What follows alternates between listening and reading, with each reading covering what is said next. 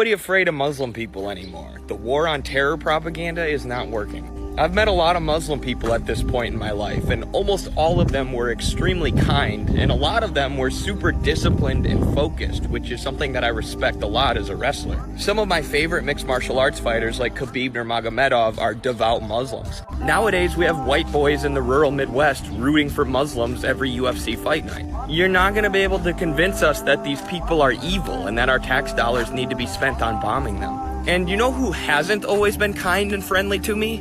Israelis, Zionists. I talked to some members of the IDF on Zoom. It took them about 5 minutes to start saying all Muslim people are terrorists. And to be clear, I'm not talking about Jewish people. I'm talking about supporters of the state of Israel, who, with their violent, unhinged, and rude behavior, are turning more and more people away from their cause, away from Zionism. Meanwhile, Muslim people with kindness and friendship are bringing more people towards the cause of Palestine. There were a bunch of students at the student protest recently who converted to Islam. And the mainstream media was like, look at this, see, America's being taken over by Muslims. Now I'm like, I don't blame those kids for converting to Islam at all. The Muslim students were probably super nice and super awesome and super welcoming. And they're like, hey, I'm gonna side with these guys against the mostly secular genocidal monsters that we're protesting against.